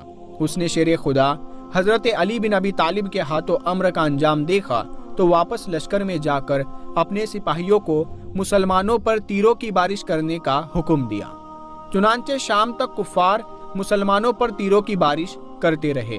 البتہ عمرو کا انجام دیکھ کر کفار کے کسی اور بہادر کو خندق پار کرنے کی ہمت نہ ہو سکی۔ ایک رات اس زور کا طوفان آیا اور بارش ہوئی کہ لشکر کفار کے خیمے اکھڑ گئے، کھانے پینے کا سامان پانی میں بہہ گیا اور گھوڑے بھاگنے لگے۔ اس سے کفار کی ہمت ٹوٹ گئی اور وہ بدحواس ہو کر بھاگنے لگے۔ صبح ہونے پر وہ میدان خالی پڑا تھا جس میں 10,000 کا لشکر کفار خیمہ زن تھا۔ حضور صلی اللہ تعالی علیہ وسلم نے مسلمانوں کو فتح کی مبارکباد دی اور فرمایا، اب قریش کبھی بھی ہم پر حملہ آور نہیں ہوں گے۔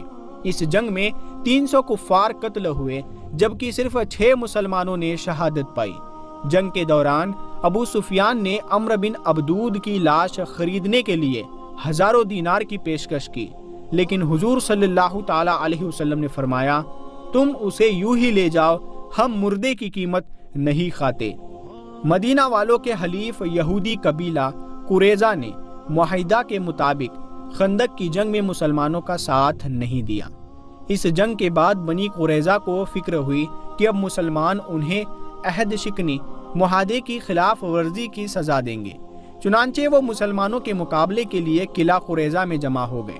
हुजूर नबी करीम सल्लल्लाहु ताला अलैहि वसल्लम ग़ज़वा खंदक में फ़तह के बाद वापस घर तशरीफ़ लाए। आप सल्लल्लाहु ताला अलैहि वसल्लम हथियार खोल कर गुस्ल फरमा रहे थे कि हज़रत जिब्राइल अलैहिस्सलाम तशरीफ़ लाए और फरमाया कि अल्लाह ताला का हुक्म है कि फ़ौरन बनी कुरैज़ा पर चढ़ाई कीजिए और उनसे फारिग होने के बाद गुस्ल फरमाइए। चुनांचे हुजूर सल्लल्लाहु ताला अलैहि वसल्लम ने उसी वक्त लश्कर जमा फरमाया। आप सल्लल्लाहु ताला अलैहि वसल्लम ने इस मुहिम में लश्कर का अलम हज़रत अली को अता फरमाया और बनी कुरैज़ा की तरफ रवाना हो गए। आप सल्लल्लाहु ताला अलैहि वसल्लम ने हुक्म फरमाया कि मुसलमान असर की नमाज बनी कुरैज़ा पहुंचकर अदा करें। हज़रत अली ने लश्कर इस्लाम के साथ बनी कुरैज़ा पहुंचकर किले का मुहासिरा कर लिया। हज़रत अली और लश्कर इस्लाम ने किला का मुहासिरा कर लिया और हुजूर सल्लल्लाहु ताला अलैहि वसल्लम के हुक्म के मुताबिक किला के सहन में असर की नमाज अदा की गई। 1 महीने के मुहासिरा के बाद बनी कुरैज़ा ने सुलह की दरख्वास्त की और उनकी ख्वाहिश के मुताबिक हुजूर सल्लल्लाहु ताला अलैहि वसल्लम ने हज़रत साद रदी अल्लाह ताला अन्हु बिन माज को उनका फैसला करने का हुक्म फरमाया। चुनांचे हज़रत साद रदी अल्लाह ताला अन्हु ने जो फैसला किया उस पर अमल किया गया। फैसला ये था कि बनी कुरैज़ा के जंगजू मर्द कत्ल किए जाए, औरतें और बच्चे गुलाम बनाए जाए, माले गनीमत तकसीम किया जाए। हुजूर सल्लल्लाहु ताला अलैहि वसल्लम ने फैसला सुनकर फरमाया, तूने अल्लाह के हुक्म के मुताबिक फैसला किया। सन 2 हिजरी में ताजदार अंबिया पैगंबर इस्लाम हज़रत मोहम्मद मुस्तफ़ा सल्लल्लाहु ताला अलैहि वसल्लम को इत्तिला मिली कि कबीला बनु साद के लोग खैबर के यहूदियों की मदद के लिए जमा हो रहे हैं। हुजूर सल्लल्लाहु ताला अलैहि वसल्लम ने हज़रत अली को झंडा अता फरमाया और 100 मुजाहिदीन के साथ बनु साद की सरकूबी के लिए रवाना किया। हज़रत अली अल मुर्तज़ा ने शाबान में बनु साद पर हमला करके उन्हें मुंतशिर कर दिया। इस जंग में हज़रत अली रदी अल्लाह ताला अन्हु माले गनीमत में 500 ऊंट और 2000 बकरियां ले आए। हुजूर सल्लल्लाहु ताला अलैहि वसल्लम हज़रत अली की कामयाबी पर बहुत खुश हुए। सन 6 हिजरी में रसूलुल्लाह सल्लल्लाहु ताला अलैहि वसल्लम ने खाना काबा की ज़ियारत का इरादा फरमाया। इस सफ़र में आप सल्लल्लाहु ताला अलैहि वसल्लम के साथ 700 मुसलमान भी थे, लेकिन जब दूसरे मुसलमानों को पता चला तो सैकड़ों मुसलमान आप सल्लल्लाहु ताला अलैहि वसल्लम के साथ हो गए। इस तरह आप सल्लल्लाहु ताला अलैहि वसल्लम के साथियों की तादाद 1000 से ज़्यादा तकरीबन 1500 हो गई। आप सल्लल्लाहु ताला अलैहि वसल्लम के साथ कुर्बानी के लिए 70 ऊंट या गाय जानवर भी थे। आप सल्लल्लाहु ताला अलैहि वसल्लम ने इस सफ़र में वही हथियार लिए जिनकी किसी वक्त भी ज़रूरत पड़ सकती थी, लेकिन सबकी तलवारें नियामे थी और किसी को हथियार हाथ में लेकर चलने की इजाज़त ना थी।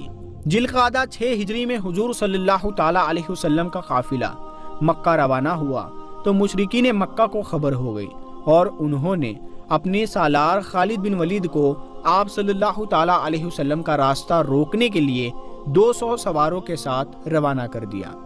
जब हुजूर सल्लल्लाहु ताला अलैहि वसल्लम का काफिला मकामे हुदैबिया पर पहुंचा तो आप सल्लल्लाहु ताला अलैहि वसल्लम की ऊंटनी उस मकाम पर बैठ गई।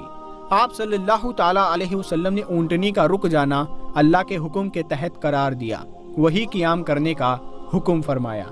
मक्का के कुरैश की तरफ से बदिल बिन वर्का हुजूर सल्लल्लाहु ताला अलैहि वसल्लम की खिदमत में हाजिर हुआ और कहने लगा कि अरब के कबाइल मक्का के बाहर जमा हो रहे हैं और आप सल्लल्लाहु ताला अलैहि वसल्लम जंग किए बगैर मक्का में दाखिल ना हो सकेंगे।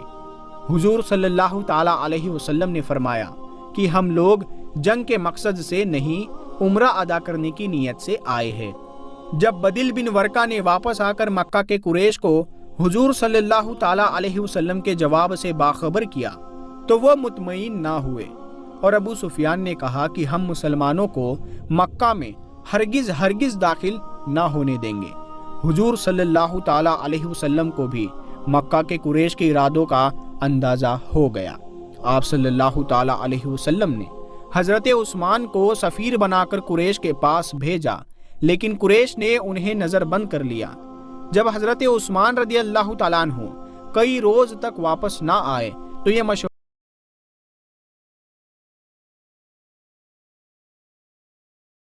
آپ قتل ہو گئے ہیں۔ اس پر آپ صلی اللہ تعالیٰ علیہ وسلم نے ایک درخت کے نیچے بیٹھ کر مسلمانوں سے یہ وعدہ لیا کہ جب تک عثمان کے خون کا بدلہ نہ لے لیں گے واپس نہیں جائیں گے۔ صحابہ نے بڑے جوش و خروش کے ساتھ بیعت کی۔ اسے بیعت رضوان کہا جاتا ہے۔ اس بیعت میں شیر خدا حضرت علی بھی شریک تھے۔ بیعت کے بعد حضرت عثمان واپس آ گئے اور معلوم ہوا کہ ان کی شہادت کی خبر غلط تھی۔ اس کے بعد مکہ کے قریش اور مسلمانوں میں صلح کی بات چیت ہوئی اور دونوں فریق صلح کرنے پر آمادہ ہو گئے۔ حضور صلی اللہ تعالیٰ علیہ وسلم نے حضرت علی رضی اللہ تعالیٰ عنہ کو صلح کا ایگریمنٹ لکھنے کا حکم فرمایا، تو حضرت علی رضی اللہ تعالیٰ عنہ نے حسب دستور پیارے نبی صلی اللہ تعالیٰ علیہ وسلم کے نام سے شروعات کی۔ تو عہد نامہ کی جو ابتدا تھی وہ رسول اللہ صلی اللہ تعالیٰ علیہ وسلم کے نام سے شروع ہوئی۔ مشرکین مکہ نے لفظ رسول اللہ صلی اللہ تعالیٰ علیہ وسلم پر اعتراض کیا کہ ہم آپ صلی اللہ تعالیٰ علیہ وسلم کو رسول اللہ نہیں مانتے، ہمیں آپ صلی اللہ تعالیٰ علیہ وسلم کا رسول اللہ ہونا تسلیم ہوتا تو پھر جھگڑا ہی کیا تھا۔ حضور صلی اللہ تعالیٰ علیہ وسلم نے حضرت علی رضی اللہ تعالیٰ عنہ سے فرمایا کہ اس لفظ رسول اللہ صلی اللہ تعالیٰ علیہ وسلم کو نہ لکھے، لیکن حضرت علی کی غیرت و عقیدت نے یہ گوارا نہ کیا۔ انہوں نے عرض کیا، اللہ کی قسم میں اس کو نہیں مٹا سکتا۔ چنانچہ آپ صلی اللہ تعالیٰ علیہ وسلم نے خود اپنے دستے مبارک سے اس کو مٹا دیا۔ اس کے بعد حضرت علی رضی اللہ تعالیٰ عنہ نے صلح کا ایگریمنٹ مکمل کیا۔ اس صلح کے بعد حضور صلی اللہ تعالیٰ علیہ وسلم زیارت کعبہ کا ارادہ ملتوی کر کے اپنے ساتھیوں کے ساتھ مدینہ واپس تشریف لائے۔ اس کا ریفرنس ہے بخاری شریف کتاب الصلح زرقانی باب غزوہ حدیبیہ۔ مسلمانوں کی فتوحات سے خیبر کے یہودی فکر مند ہوئے کہ اب مسلمان ان پر چڑھائی کریں گے، چنانچہ انہوں نے مسلمانوں کا مقابلہ کرنے کی تیاری شروع کر دی اور آس پاس کے چند قبائل کو اپنے ساتھ ملا لیا۔ حضور اکرم صلی اللہ تعالیٰ علیہ وسلم کو ان کی جنگی تیاریوں کا علم ہوا تو آپ صلی اللہ تعالیٰ علیہ وسلم نے محرم سن 7 ہجری میں یہودیوں سے جنگ کا ارادہ فرمایا اور 1500 جانثار صحابہ رضوان اللہ تعالیٰ علیہ مجمعین کے ساتھ خیبر پہنچ گئے۔ ابتدا میں مسلمانوں نے یہودیوں کے چند قلعے فتح کر لیے، لیکن یہودیوں کا سب سے مضبوط قلعہ کموس جس کا نام تھا وہ فتح نہ ہو سکا۔ پہلے حضور صلی اللہ تعالیٰ علیہ وسلم نے حضرت ابو بکر صدیق رضی اللہ تعالیٰ عنہ اور ان کے بعد حضرت عمر فاروق رضی اللہ تعالیٰ عنہ کو اس قلعے کی تسخیر پر مامور فرمایا، لیکن کامیابی نہیں ملی۔ آخر ایک روز رسول اللہ صلی اللہ تعالیٰ علیہ وسلم نے فرمایا، کل میں اس شخص کے ہاتھ میں علم دوں گا جو اللہ اور اس کے رسول صلی اللہ تعالیٰ علیہ وسلم سے محبت رکھتا ہے، اور اللہ اور اس کے رسول صلی اللہ تعالیٰ علیہ وسلم اس سے محبت رکھتے ہیں۔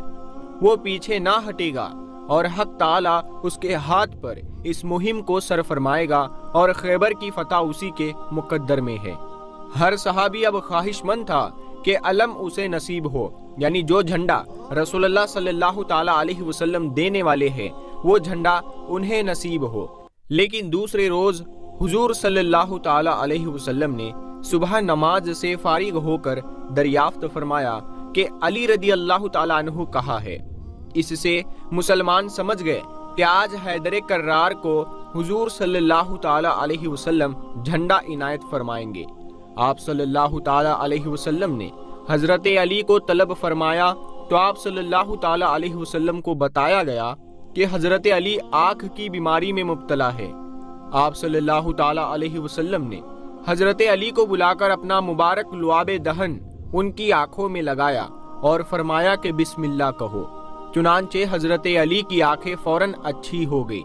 तब हुजूर सल्लल्लाहु ताला अलैहि वसल्लम ने लश्कर इस्लाम का अलम हजरत अली को अता फरमाया। हजरत अली रदी अल्लाह ताला अन्हु मुजाहिदीन के साथ आगे बढ़े और किला कमूस का मुहासरा कर लिया। उन्होंने किले के नीचे आकर अपने अलम पत्थरों के एक टीले पर नस्ब किया तो किले में रहने वाले यहूदियों ने पुकार कर पूछा कि आप कौन हैं? हजरत अली ने जवाब में फरमाया कि मैं अली हूँ, अली इब्ने अबी तालिब हूँ। उस यहूदी ने कहा कि मैंने तौरेत में तुम्हारे औसाफ पढ़े हैं। किला कमूस अबू राफी की औलाद का था और ये यहूदियों के तमाम किलों से ज्यादा मजबूत था। उन्होंने मुसलमानों से जंग करने के लिए सफबंदी कर ली। हजरत अली ने मैदान में आकर दुश्मनाने इस्लाम को मुकाबले के लिए ललकारा। जवाब में यहूदियों के लश्कर से जो शख्स बाहर निकला वो हारिस था। हारिस मरहब का भाई था और मरहब यहूदियों का नामी गिरामी पहलवान और सरदार था जो तन्हा 1000 आदमियों से लड़ने की ताकत रखता था। हारिस भी बहुत जरी और बहादुर था, लेकिन जब वो शेर खुदा हजरत अली रदी अल्लाह ताला अन्हु के मुकाबले में आया तो बच ना सका और हजरत अली के हाथों कत्ल हो गया। मरहब अपने भाई का इंतकाम लेने के लिए बहादुरों की एक जमात के साथ किले से बाहर आया। वो अपनी ताकत के गुरूर में बड़े जोश व खरोश से ये रजज यानी जंगी शायरी पढ़ता हुआ हजरत अली के सामने आया तो मरहब ये कह रहा था, जिसका तर्जुमा ये होता है, खैबर मुझको जानता है कि मैं मरहब हूँ, सतह पोश हूँ, बहादुर हूँ, तजुर्बेकार हूँ, जब लड़ाई की आग भड़कती है। शेर खुदा हजरत अली रदी अल्लाह ताला अन्हु मरहब के मुतकब्बिराना रज्जज का जवाब देते हुए उसकी तरफ बढ़े, जिसका तर्जुमा ये है, मैं वो हूँ जिसका नाम मेरी माँ ने हैदर रखा, शेर की तरह खौफनाक और डरावना, मैं दुश्मनों को निहायत ही तेजी से कत्ल कर देता हूँ। ये सुनकर मरहब ने हजरत अली पर हमला करने की कोशिश की, लेकिन हजरत अली ने दिफा करते हुए जवाबी कार्रवाई की और जुल्फिकार हैदरी उसके आहनी खोद और जंजीरों को काटती हुई उसके हलक तक उतरती चली गई। इस तरह हजरत अली ने एक ही वार में मरहब का काम तमाम कर दिया। अपने सरदार को कत्ल होता देखकर हजरत अली की बहादुरी से खौफ ज़दा होकर वो लोग भागने लगे जो मरहब के साथ आए हुए थे। हजरत अली ने उनका पीछा किया। एक यहूदी ने हजरत अली के दस्ते मुबारक पर वार किया और आप रदी अल्लाह ताला अन्हु की ढाल जमीन पर गिर गई। दूसरा यहूदी आपकी ढाल उठाकर भाग गया। खैबर के किला कमूस का फौलादी दरवाजा बेहद मजबूत और नाकाबिले तस्खीर समझा जाता था। रिवायत है कि उसे 40 आदमी मिलकर भी ना हिला सकते थे। दरवाजे के आगे एक गहरी खंदक थी। यहूदी हजरत अली की ढाल उठाकर भागा तो आपको बेहद जोश आया और आप उसी जोश के आलम में हिफाजती खंदक को फलांग कर किले के आहनी दरवाजे तक पहुंच गए। यहूदियों ने दरवाजा बंद कर लिया था, लेकिन हजरत अली शेर खुदा ने उस आहनी दरवाजे को पकड़कर झटके से उखाड़ा और उसे ढाल बनाकर यहूदियों से लड़ने लगे। जब जंग के इख्तिताम पर लोगों ने उस दरवाजे को हटाना चाहा तो 40 आदमी मिलकर भी उसे ना हिला सके। दरवाजा उखड़ने पर मुसलमान शेरों की तरह झपटे और किले में दाखिल होकर यहूदियों पर कहरे इलाही बनकर टूट पड़े। यहूदियों ने हजरत अली और उसके साथियों का हमला रोकने के लिए एड़ी चोटी का जोर लगाया, लेकिन वो नाकाम रहे और शिकस्त खाकर भागने लगे। हजरत अली ने उनकी गिरफ्तारी का हुक्म दिया और थोड़ी देर बाद तमाम यहूदी गिरफ्तार कर लिए गए।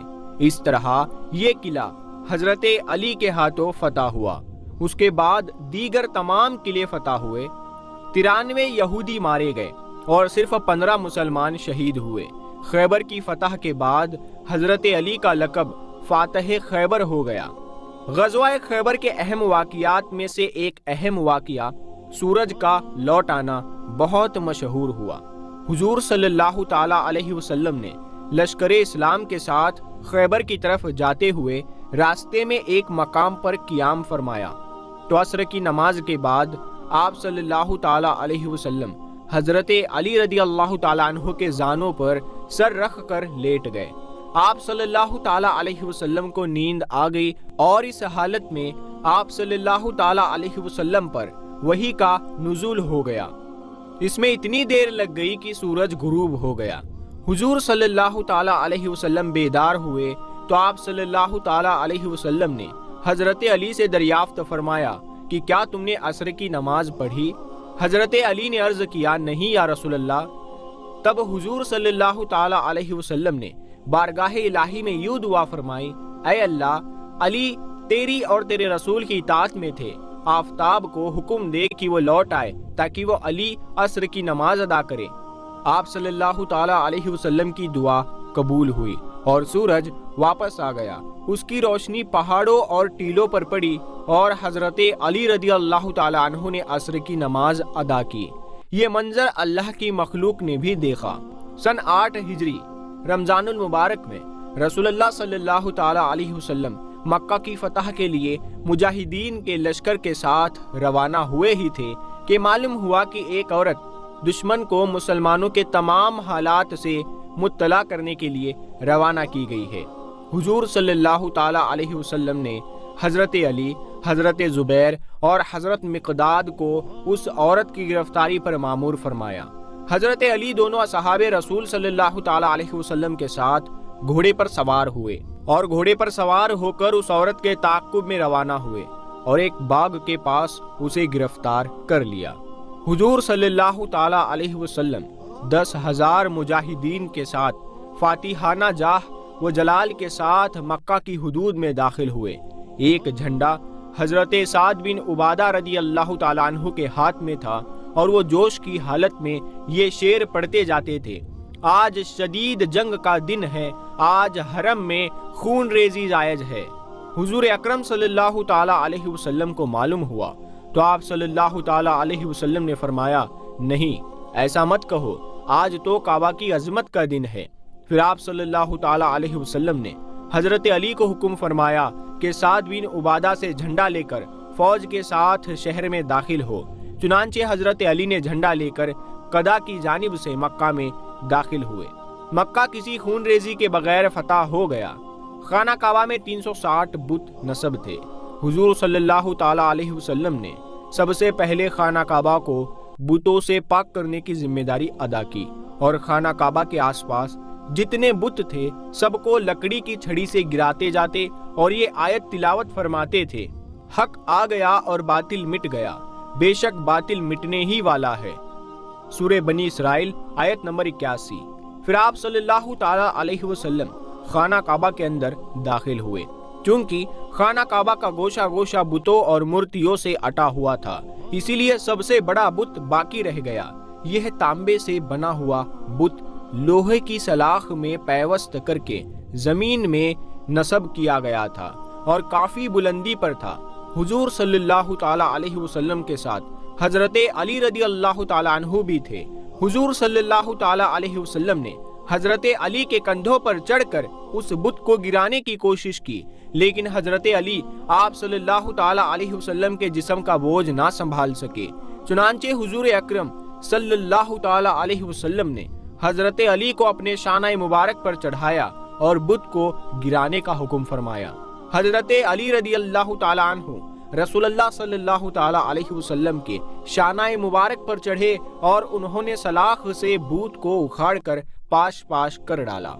اس طرح خانہ کعبہ مکمل طور پر بتوں سے پاک ہو گیا۔ حضور نبی کریم صلی اللہ تعالی علیہ وسلم نے فتح مکہ کے بعد حضرت خالد بن ولید رضی اللہ تعالی عنہ کو قبیلہ بنو خزیمہ میں تبلیغ اسلام کے لیے روانہ فرمایا۔ انہوں نے بنو خزیمہ میں پہنچ کر دعوت اسلام دی۔ بنو خزیمہ نے اسلام قبول کر لیا، لیکن اپنی جہالت اور بدویت کے سبب اسلام قبول کرنے کے الفاظ ادا نہ کر سکے اور ہم نے اسلام قبول کیا کی بجائے ہم بے دین ہو گئے ایسا کہنے لگے۔ اس پر خالد بن ولید رضی اللہ تعالیٰ عنہ نے جوش میں آ کر سب کو قید کر لیا اور کئی ایک کو قتل کر ڈالا۔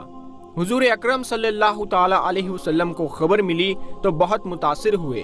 آپ صلی اللہ تعالی علیہ وسلم نے اس غلطی کی تلافی کے لیے حضرت علی کو بنو خزیمہ کی طرف روانہ فرمایا۔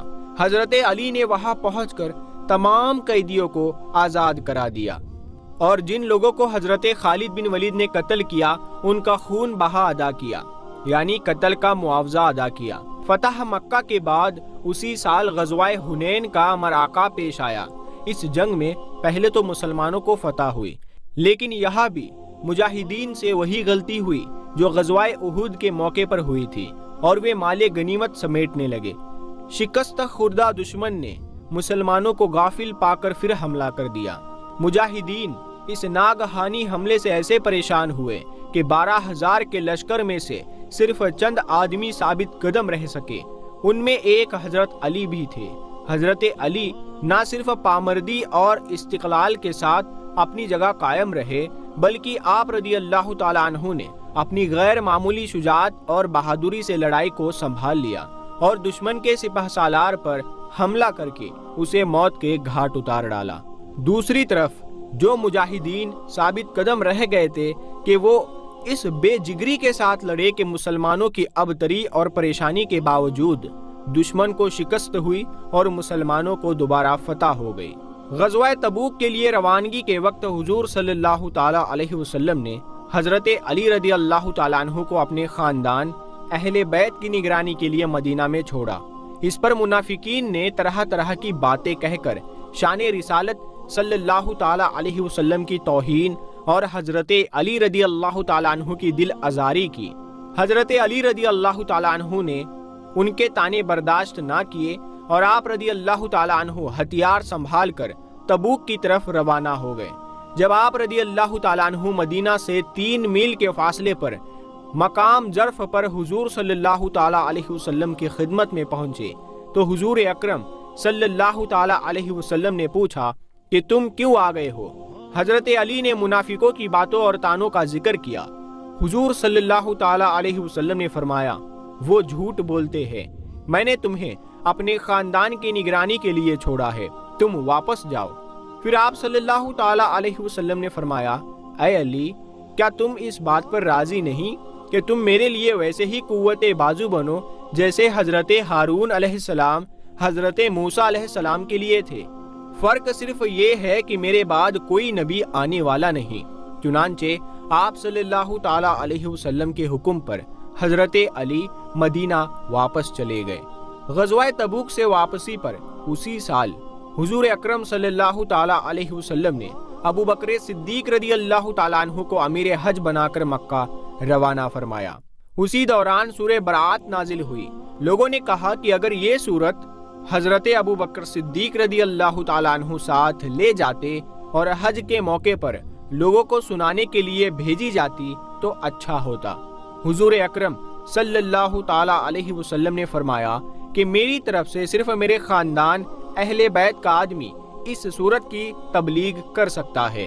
چنانچہ آپ صلی اللہ تعالیٰ علیہ وسلم نے حضرت علی کو بلا کر حکم فرمایا کہ وہ مکہ جا کر یہ سورت لوگوں کو سنائے اور عام اعلان کر دے کہ کوئی کافر جنت میں داخل نہ ہوگا، اور اس سال کے بعد کوئی مشرک خانہ کعبہ کی زیارت نہ کرے اور نہ کوئی شخص برہنہ خانہ کعبہ کا طواف کرے، اور جس کا رسول اللہ صلی اللہ تعالیٰ علیہ وسلم کے ساتھ کوئی عہد ہے وہ مدت تک باقی رہے گا۔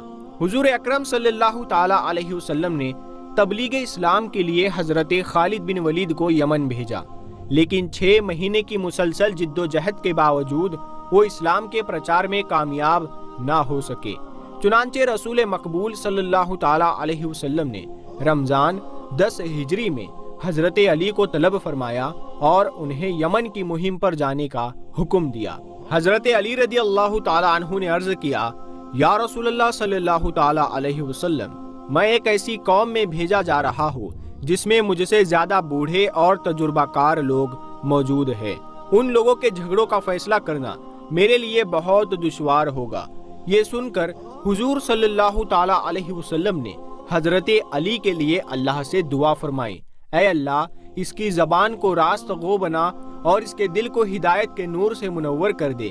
اس دعا کے بعد آپ صلی اللہ تعالیٰ علیہ وسلم نے اپنے دست مبارک سے حضرت علی کے سر پر امامہ باندھا اور سیاہ جھنڈا دے کر یمن کی طرف روانہ فرمایا۔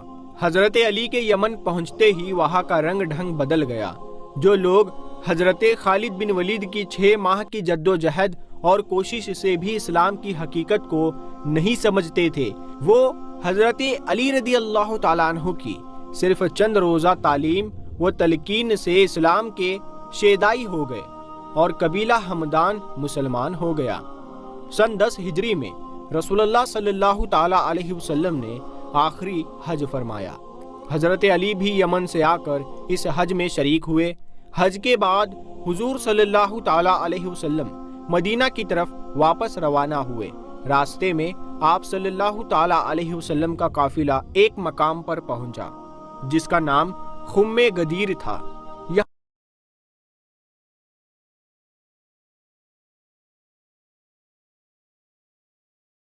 یہاں آپ صلی اللہ تعالیٰ علیہ وسلم نے کھڑے ہو کر مسلمانوں سے فرمایا، جو مجھ سے دوستی رکھتا ہے وہ علی کو بھی دوست رکھے۔ پھر آپ صلی اللہ تعالیٰ علیہ وسلم نے حضرت علی کے لیے اللہ تعالیٰ سے سفارش فرمائی، یا اللہ، جو علی سے محبت رکھے تو بھی اس سے محبت رکھ، اور جو علی سے دشمنی رکھے تو بھی اس سے دشمنی رکھ۔ آپ صلی اللہ تعالیٰ علیہ وسلم نے فرمایا، جس کا ترجمہ ہوتا ہے جس کا میں مولا ہوں اس کے علی مولا ہے۔ پیارے دوستو، حج سے واپسی پر حضور صلی اللہ تعالیٰ علیہ وسلم بیمار ہوئے تو حضرت علی نے نہایت سرگرم اور جان فشانی کے ساتھ آپ کی تیمارداری اور خدمت گزاری کا فرض انجام دیا۔ ایک روز حضرت علی گھر سے باہر آئے تو لوگوں نے پوچھا کہ اب حضور صلی اللہ تعالیٰ علیہ وسلم کے مزاج کیسے ہیں؟ حضرت علی نے اطمینان ظاہر کیا۔ حضرت عباس نے ان کا ہاتھ پکڑ کر کہا، اللہ کی قسم، میں موت کے وقت خاندان عبد المطلب کے چہرے پہچانتا ہوں۔ آؤ چل کر رسول اللہ صلی اللہ تعالیٰ علیہ وسلم سے عرض کرے کہ ہمارے لیے خلافت کی وصیت کر جائے۔ تو حضرت علی رضی اللہ تعالیٰ عنہ نے کہا، میں عرض نہیں کروں گا، اللہ کی قسم، اگر حضور صلی اللہ تعالیٰ علیہ وسلم نے انکار کر دیا تو پھر آئندہ کوئی امید باقی نہیں رہے گی۔ جب حضور اکرم صلی اللہ تعالیٰ علیہ وسلم نے وصال فرمایا تو حضرت علی، چونکہ رسول اللہ صلی اللہ تعالیٰ علیہ وسلم کے قریب ترین عزیز اور خاندان کے فرد تھے، اسی لیے غسل اور تدفین کی تمام ذمہ داریاں انہی کے ہاتھ سے انجام پائی۔ خلیفہ سوم حضرت عثمان رضی اللہ تعالیٰ عنہ کی مظلومانہ شہادت کے 3 دن بعد تک مسند خلافت خالی رہی۔ اس دوران ان لوگوں نے حضرت علی سے منصب خلافت قبول کرنے کے لیے سخت اصرار کیا۔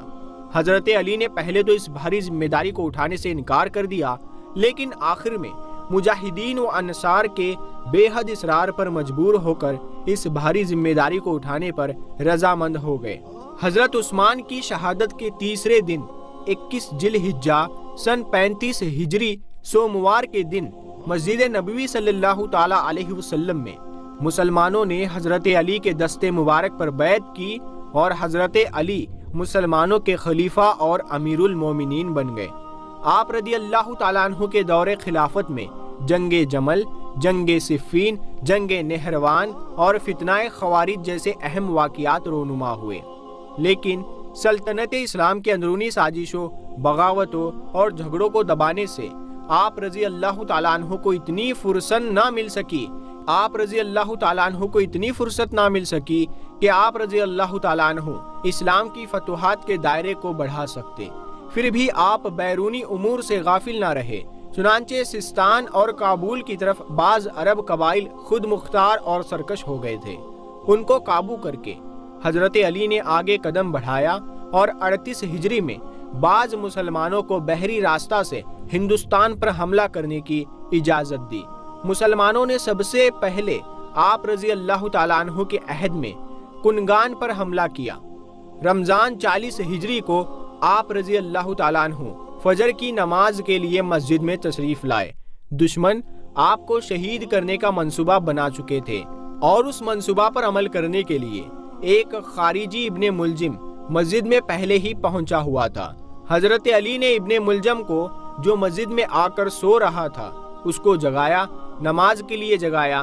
جب آپ رضی اللہ تعالیٰ عنہ نے نماز شروع کی اور سر سجدے میں رکھا، اسی وقت ابن ملجم ملعون نے تلوار سے آپ رضی اللہ تعالیٰ عنہ پر کاری وار کیا اور آپ رضی اللہ تعالیٰ عنہ کے سر پر زخم آیا۔ لوگوں نے ابن ملجم کو پکڑ لیا۔ حضرت علی اتنے سخت زخمی ہوئے کہ بچنے کی کوئی امید نہ تھی۔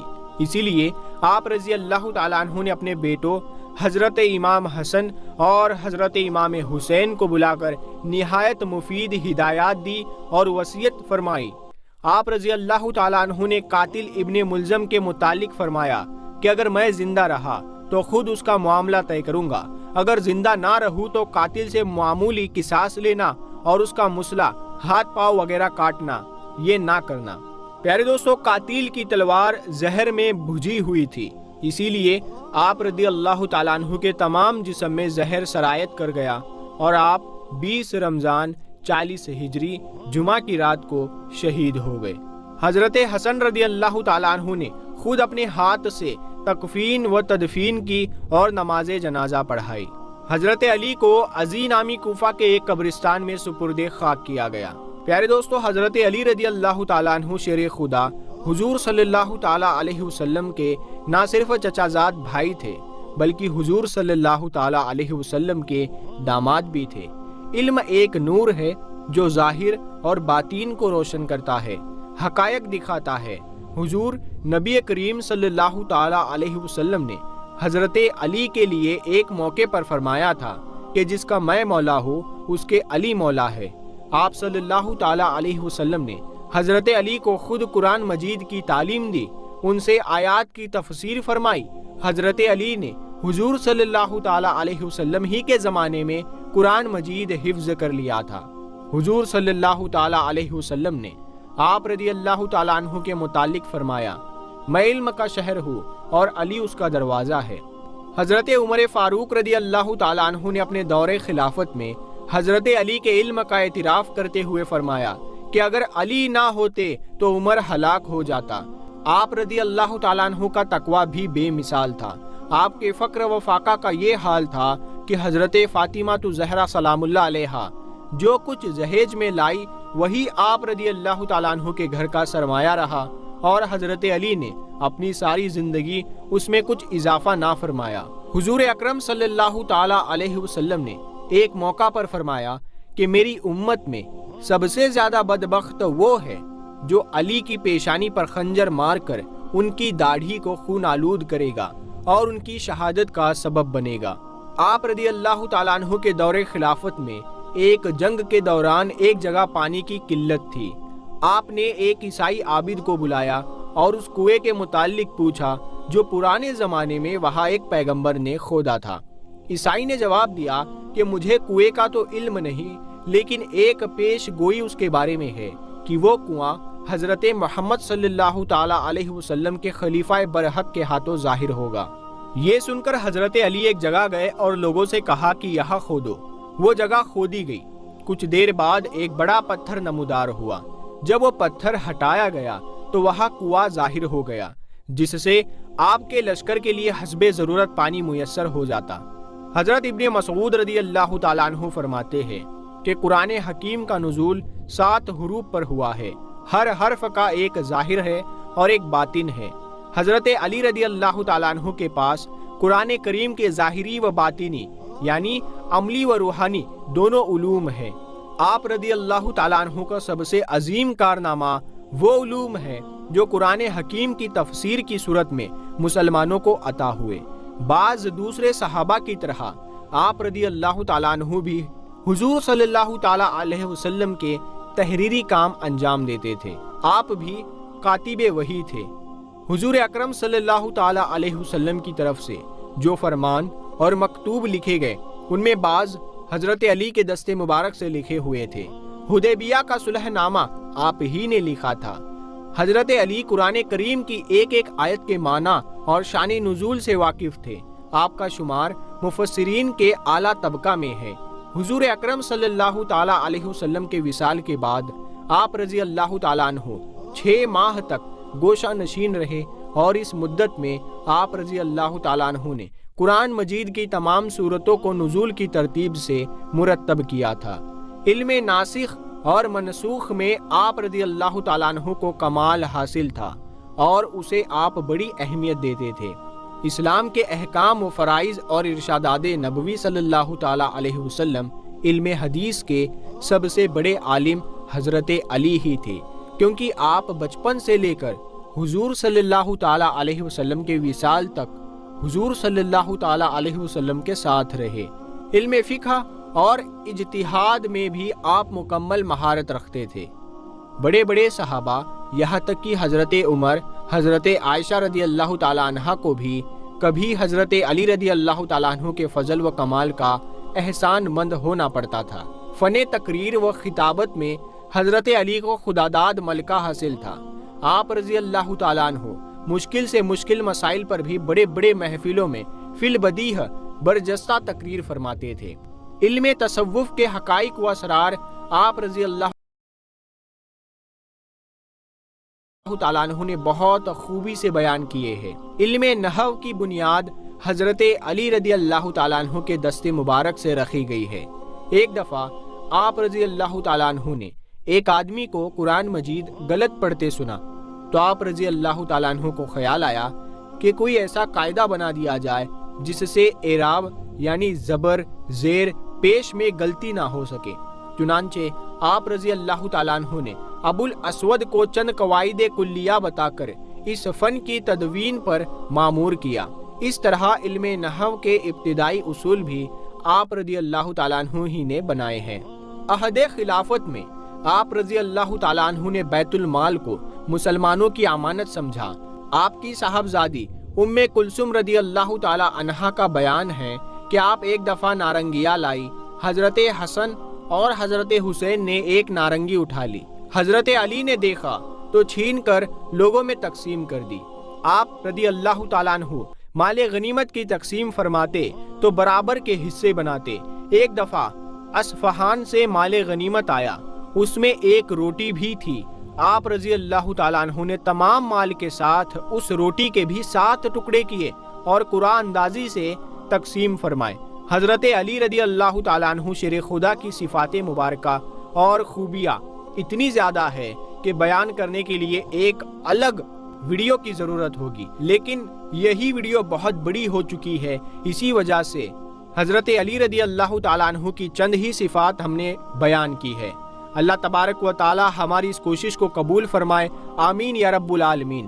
پیارے دوستو، کمنٹ باکس میں آمین ضرور لکھیں۔ ہم ملتے ہیں آپ کو پھر ایک